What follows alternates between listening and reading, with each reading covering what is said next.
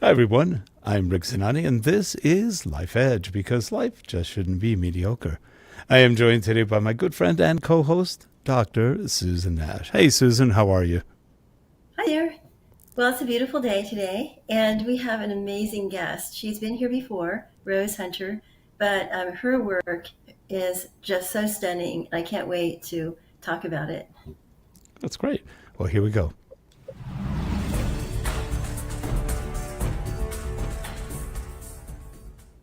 This show is sponsored by Talking Vids, corporate video, e-learning, enterprise-wide development, online interviews, multimedia development, and more.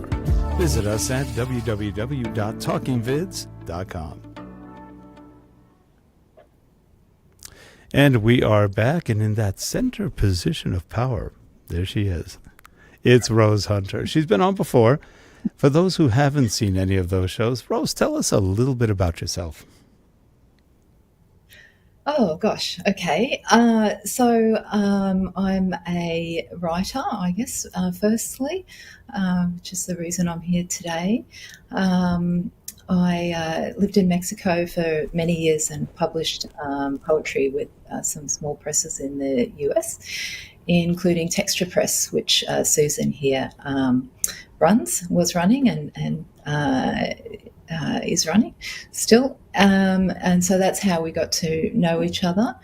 I've moved back to Australia recently, and in 2022, I published a book about my experiences in the sex industry, which is, I think, perhaps the main reason I'm here today, to talk a little bit about that. You probably just opened everybody's eyes up. Did you say sex industry? Wow. Anyway, well, you've led a varied life. You also did, I think, if I recall correctly, you were doing translations. You've taught people English. You've done a lot of different things. Alas, not translations, really. I wish that's on the list to be able to do that at some stage. But I was teaching English in Mexico, English, and okay. I'm also an editor as well. Mm-hmm. Yep. Well, I just think that I love your work, and you've written a number of books of poetry. You've also done like literary analysis. But I think that I love Four Horses and the other books, and then your photography was just amazing in Mexico, and the writing that you were doing then seemed to be more about your life at that point. But then in your latest work, it's really about going back in time, and I was just struck by how you talk about it starts in 1997, and you're an idealistic young person deciding to go to study in Canada, and you found yourself in a situation where it was difficult to, I guess, make the rent, and so you started looking at for work. Can you describe like what it was like when you first moved to Canada in 1997 and why you were there, etc.? Yeah, so it is true. When I was in Mexico, I was mostly writing about literally what was happening now often. And I knew that I always had this book in me, but I was unable to get it out for a very long time. So, as you mentioned, I moved to Canada in 1997. I moved there really to get away from Australia, I thought, but in retrospect, it was an attempt to get away from myself, I think, and a lot of self-loathing and unhappiness and what have you. And I arrived in Canada in my very sort of blasé attitude that I had back then as a 25-year-old, and without enough savings and what have you. Lost the first legit job that I got, and then needed rent, and had the Toronto Star out in front of me on the floor, looking at the job ads as you did in those days, and came across one that didn't require any experience, paid cash daily, and I thought, this is interesting. This is what I need. So with some idea or little idea. It's hard to tell in retrospect because desperation, financial desperation, can drive you to protect yourself from certain truths. So I maybe knew, or maybe half knew, or didn't know. I'm really not sure. But showed up at my first interview for a massage parlour in Toronto, which is where I was, and that's sort of how it all started. I certainly, when I found out what it was, I had the idea that this was a temporary fix. It was going to pay my rent and get me out of this hole, and then I would get a regular job. Fast forward, and 10 years later, I was still in the industry. I spent 10 years in the industry. So the book was really my attempt to understand that, because I always felt like I didn't understand how this temporary fix had turned into 10 years. So that was my working question when I wrote the book.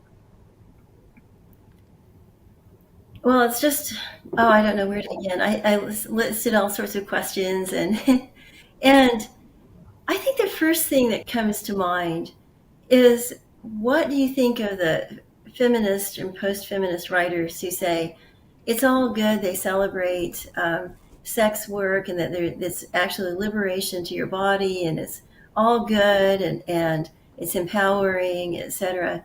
What is your response to that after having your first-hand experience?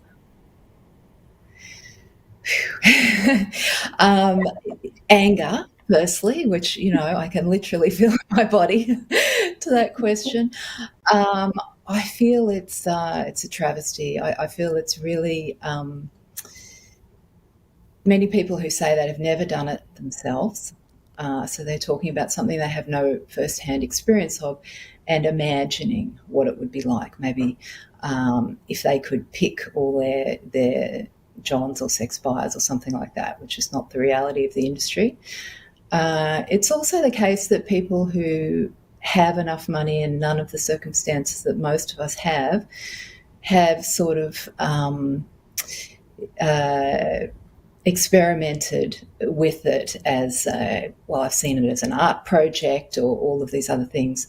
Now, that's a completely different thing. So to generalise your experience out from that sort of experience and say that that might be the same as a woman whose only source of income is this work, I'll call it work because it is work, but I don't believe it's legitimate work. So that would be the caveat, and I don't call it sex work because I think that legitimises it. I think there's a real lack of understanding and willingness to understand, particularly, sadly, on parts of the left, which otherwise I'm part of, in the literary community as well. I think there's a sort of almost a cachet that people think it's edgy and cool even, And again, that might be really easy to say if you've never actually done it or never done it seriously, like as someone who's not a tourist, as someone without other things to go back to securely. So I think it's really sad, and I think that particularly the left has to look at why this is, who is this actually benefiting, this attitude that it's sort of all okay, or even worse, that it's empowering, because, I disagree with both, but even the attitude that it's a job like any other, like, oh, it's obviously not great, but it's like a lot of bad jobs or something like that. So there are a lot of bad jobs, but they don't leave you with the rates of PTSD, for example, that are common among women who've been in the sex industry for any particular length of time. So making that equivalency or saying because there's one element that's similar, like, oh, it's a service industry, so let's generalise across all the service industries. Like I've had women say to me, oh, I imagine it must be a bit like working in Coles, which is a grocery store here. Now, the only way that what I did is like working in a grocery store is if all the men in the checkout that day, you know, yeah, I'm doing a little bit more than scanning their P's, you know. So yeah, I think it's quite ridiculous, a lot of these arguments, actually. Well, and okay, for those who've not read the book, I totally encourage people to purchase it, and it's available in Kindle as well as paper. And the reading, the way that it's written, is really amazing because it's a narrative. So it's I wouldn't say minimalist, but it's close to minimalist in the structure. So it's very easy to read, and it's a minimalist narrative where so you are getting the experience of understanding what's happening. At the same time, though, and I think a lot of it has to do with the white space on the page and the openness of it. It kind of pulls the reader into the experience itself. And so it's although it's not graphic. I mean, it's not. I mean, you are specific, but it's not at all. It's there's a certain kind of um, awareness of the mindset or mind state. For example, when you get to the rougher parts where you end up having to kind of anesthetize yourself by drinking and keeping yourself um, numb. I felt it as a reader. Yeah, oh, thanks for that. Yeah, my goal with this, I mean, I am a writer first, and I wanted to make it a literary work because that's the genre that I write in. So, so a lot of those style issues were really important to me. The subject matter was one thing, and the style was another thing. Um, yeah. The so yeah, what you described as sort of anaesthetization, um, I thought about that quite a lot when I was writing, and it yes, I've lost that thought a little bit. Yeah, it's to do with trauma. I think some of that stuff. Um, I know when I started the book. I was still sort of exploring my own experience, and there is a strong desire in me to minimise the bad things that I've been through. And I did find myself doing that on the page, particularly initially.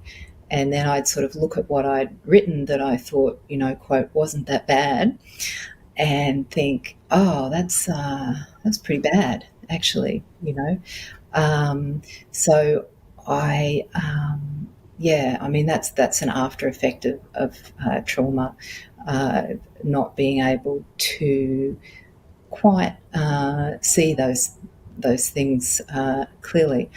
But you know, through the course of writing the book, I sort of came to understand what was going on there. So that was really interesting. But I had in mind a pretty clean style. I've talked a lot about the politics behind the book so far, but the book itself, I think, and you can tell me if you agree or disagree, but the book itself, I think, is not didactic at all. It doesn't tell the reader what to think. I think it just presents, here's what happens, you know, here's what happened to me. And then the reader could take away whatever conclusions they come to about that. Well, yes, and so there are. I noticed several different styles in there. Of course, it's narrative, but some they're basically telling a story. It's telling a story, but then others, it's almost like intrusive thoughts or flash memories of certain experiences, and those tend to be shorter poems, but they are things that are, I think, they're almost like the embodiment of PTSD in a certain way, but they are intrusive, they resonate, they repeat, and then you just switch over to another, and then the next couple of poems can be like narrative. So it sort of like gives you the psychological journey of being a survivor of this. Yeah, and I think that's probably something I did without. It just sort of happened in that I wanted to understand for myself what my experience was. So naturally, I got inside my own mind, and I think there's quite a bit of stream of consciousness too. Like the reader can be with me in my thoughts, what's actually going through my head with some of these sex buyers, and what the thought processes are. So that, to me, when I was writing it, it was a bit of discovery, trying to put myself back there and remember, what sort of things have been going through my mind. So hopefully, I think hopefully I took myself on that journey, and then so it comes across and maybe takes the reader on that journey as well. So I think it's quite interior in a lot of ways as well as describing what's happening. So you were in it for 10 years. What got you out of it? Well, I spent so many years wanting to get out of it. That would be the first thing I'd say. It, much like addictive behaviour in a way, I always knew it wasn't good. I didn't know how harmful it was because I was very checked out to that reality. But I always knew I wanted to get out. I wanted to do something else, and I would try to make various attempts at different times. And a lot of the times they'd fail because another thing that was happening in the beginning, I had an eating disorder, which was quite crippling. Then I started to be an alcoholic, which is not useful for helping you to get and keep regular jobs, at least the type of alcoholism I had. And so I would make these efforts, and from time to time I actually would get a different job, and I would lose it through my own incompetence. Or I shouldn't say it was incompetence, but I mean there were reasons for that. So I started off in the massage parlours, which are not, to use the euphemism, full service places. Then I went over to Vancouver for a year, and long story short, I ended up in a brothel, and that was very traumatising in and of itself. And then I was raped in that brothel, and all of this was within about a year of starting in the industry. And I think after that hit, I was very traumatised, and as I've said, sort of elsewhere, I really lost the ability to imagine other possibilities for myself. And I have very low self-worth before the industry. I mean, I think that's the reason why I got in the industry too. So it was a mix of all these things, addiction, trauma, low self-worth. So you keep sort of digging that hole. And then after a few years, you look and you see, well, I've got no resume, so it's sort of the longer you're in it, it becomes harder to get out of it because what have you been doing for the last however many years, you can't put it on your resume. So I think it's a situation that it's like quicksand. You just have got a toe in it first, and then you just keep deeper and deeper. In the end, in terms of getting out, I mean, I'd say I'd been contemplating it for many years, and I went on just a holiday to Mexico, a very sort of shoestring holiday. It wasn't a resort. I just went to downtown Guadalajara and hung out and loved the place. And I always had that in mind. I thought, how can I live there? How can I get away from all this and live there? And in the end, I did get a job teaching English there, and I thought this is going to be the answer for me because I needed to get away from Toronto, because every time I would try to do something else, I would inevitably fall short of money, and then there's my crutch and I'd be back into it, So I thought all those bridges have to be burned. I'll go to Mexico. This is my new life, teaching English. So that's how I wound up in Mexico. It wasn't a beautiful landing at all. My alcoholism, if anything, got worse when I quit the industry, which was the opposite of what I expected. But I think because I hadn't dealt with any of that trauma that was still there over those 10 years, and I didn't even think it was there. I didn't know it was there. I thought, just the same as a bad client or a bad sex buyer, you get up, you brush yourself off and get on with it. And I thought that's what I was going to do after those 10 years. I had absolutely no idea of how badly I'd break down after I left the industry. So, yeah. But you did. I did break down, and then I landed on the doors of Alcoholics Anonymous, and then I started the very, very slow recovery from that. It was very slow. Maybe slow, but you did it. It's wonderful. Would you say that a lot of people that you knew in the industry had the same feelings as you did? I think a lot of people did. A lot of women did. I think that experience of just getting into it for a short time and getting stuck, I think that's a pretty common one that I saw. A lot of times I saw women get out of the industry for a while and then show back up again, Right. And I saw a lot of us, like me, say, it's not so bad, it's just my body, who cares? It was really... I feel like I heard that a lot in massage parlor waiting rooms and what have you. Mm-hmm. So I think my experience was quite common. And the other thing I think, which was quite common, that I think is runs against people's stereotypes, was that I am a quiet and shy person. Mm. And there were a lot of us like me, and because people who are in the industry, women who are in the industry, are women who need money, and that doesn't, that's true whether you're an introvert or an extrovert or whatever, right?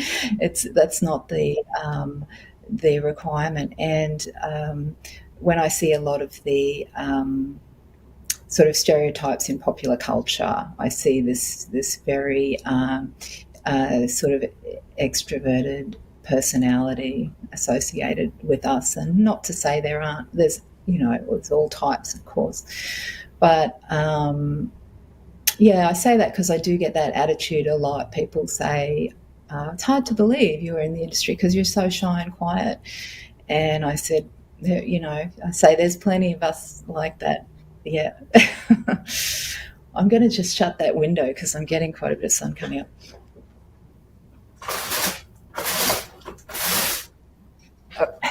Sorry about that. That's going to blind me. Any second I knew it was going to blind me. Well, it's early morning your time too. Yeah, you're in Australia. Yeah, so it's about 8:20. Yep, and we're about 3:20 right now. Yeah, so Rick's in Idaho, I'm in Oklahoma, and you're in Brisbane? Far Brisbane. away. Mm-hmm. Yeah. I thought, yeah. It's the next day. It's the next day. So, so Body Shell Girl is published by Spinifex, and I was wondering, has the response been? Yeah, so really interesting. One thing is I kept this secret from most people, so it came to a lot of it came as a surprise to a lot of people when this book came out, and probably the first time I was open about this book was around the time of the launch, which was a really fraught time for me. I was very afraid of people's reactions, and I was just prepared to lose a lot of friends. I just thought that's probably what's going to happen, But that fact is made up for by the fact that the like. Oh, you're freezing. Like through this. Okay. No, you're back. We lost you for a second. Oh, okay. Well, I'm glad that it's.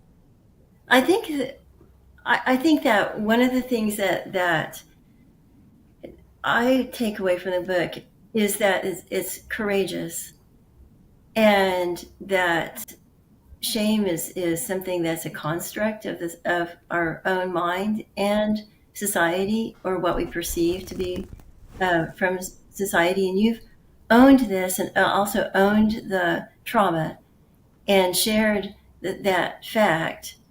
So I think it's a powerful message.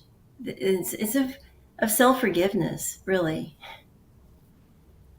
Yeah, thank you. And I did carry a lot of guilt for a long time, and I feel like um, I really forgave myself in the writing of this book, and the sharing about it as well. I guess I have to say, I mean, one side of the coin are the people who think, "Oh, this is shocking, so we don't like her," and the other side is sort of what you just said, and then the other side is the critique, the criticism that I get from some people, particularly on the literary left, is that you shouldn't be criticising the sex industry. Actually, those are the hardest criticisms for me to cope with.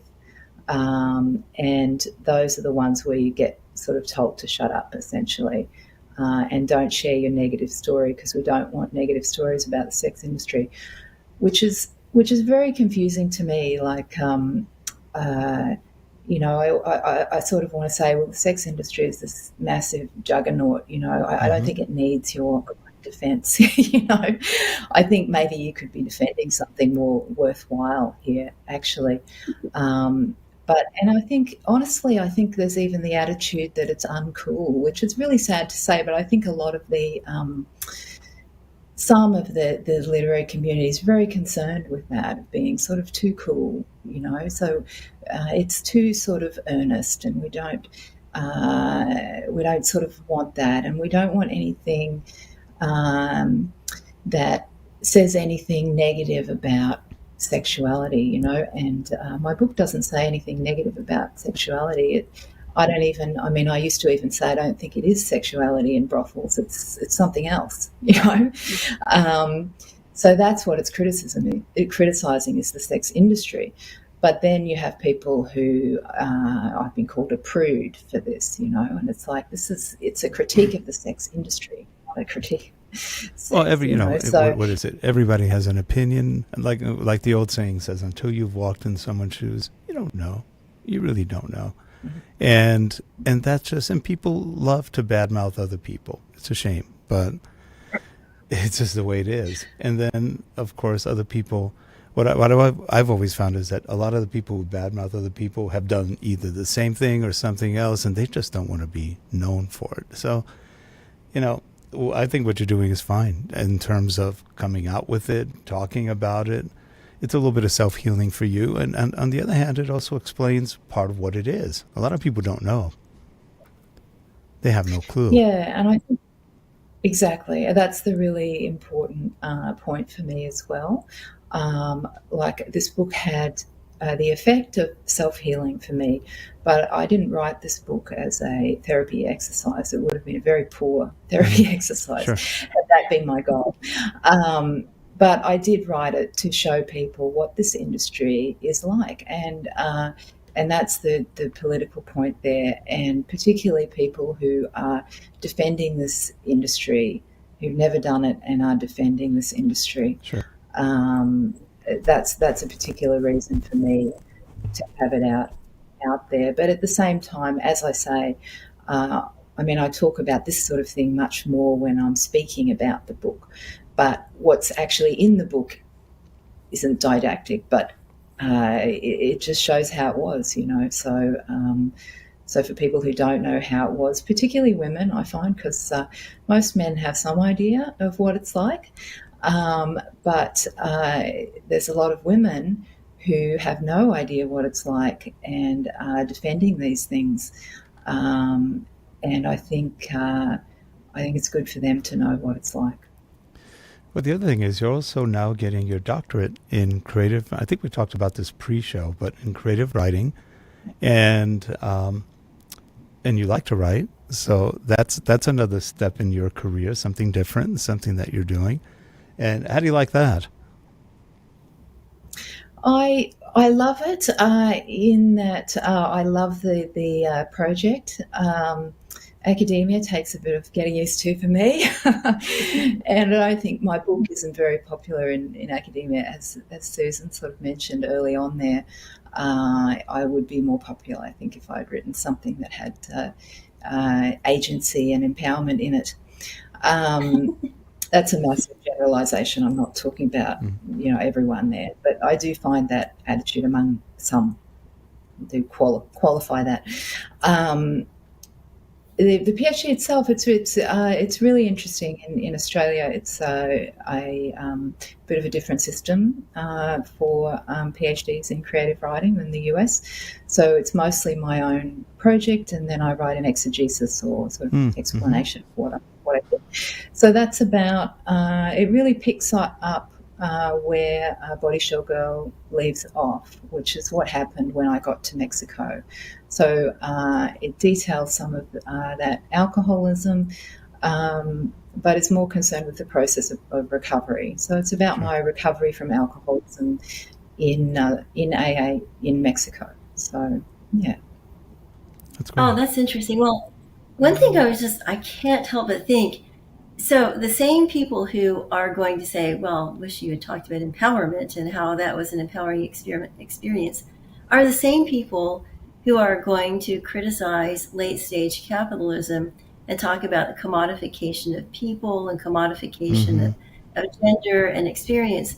And in doing so, they intellectualize both and just refuse to um, touch the tangible body experience of that and what it does to one's sense of reality, identity, just everything. And in that radical commodification is just so cruel. And we are seeing it in many different forms. And I think that your book is a stepping stone into understanding the psychological and psychic processes of the commodification of people. That's wonderful, Susan. I'd like to get that all written down because I want to read it again, what you just said. Well, I'm That's recording great. Everything. it. Right. Got that for a moment. Yeah, I mean, I agree totally. Yeah, thank you for that. Oh And no, with thank that, you. I and mean, with that, we are just about out of time. It's been great seeing you again and learning a little bit more about you. It, it's it's. Yeah, I remember, thank you. um, I think about a year ago, Susan said, "Do you remember Rose? Yeah. Did you know what she used to do? No." And when she told me, I was like, okay, I I didn't say it like yeah, that. but it wasn't. No, it I wasn't said you quite like that. But I thought it was interesting. It's just like another part of you that well, frankly we didn't know about. Didn't change our opinion of you. I think in terms of who you are, what you are, and you are what you are at the moment. We are a sum of everything we've experienced, good, bad, indifferent, and somehow we crawl out of our spaces or whatever we've done that we like or don't like, and or what the so world does to and with us. the world, the world's not the nicest place sometimes, and that's just life. And I used to tell people, you don't really know how close you are to being a homeless in this world. Anybody could be Yeah. literally a day away, and people don't realize that. And it could happen. It's been happening more and more with all these catastrophes and everything else going on. And people are surviving. They're getting through it. They're doing what they can in everything. And I'd say you've done a pretty good job in terms of who you are, what you are, and what you're doing. So keep it up. Keep on I doing think it. it's spectacular. I totally applaud everything that you've done and the courage to share and to introspect and delve deeply into the process Yeah, as well as just making it with the skill and the brilliance of the writing itself, making it a unique experience for the reader. Thank you so much. yeah. Thanks for Stay in touch thanks for very and kind. let us know when you graduate. We'll have a little celebration with you here. Yeah. Be wonderful. Maybe a year and a half or so. Yeah, it goes fast. Those years are going fast. Anyway, well, have a good one. Thank you for coming on. And for all you people watching, leave any comments or notes. We'll have a link to Rose's book below in the description. So feel free to go buy it. Can't hurt. Have a good one, everyone. And we will see you all next week on... Actually, we'll see you tomorrow. We have another Life Edge tomorrow. Have a good one. Take care. Thanks, Susan. And again, thanks, Rose, for joining and sharing with us. Bye. Thank you so Thank much. you, Rose.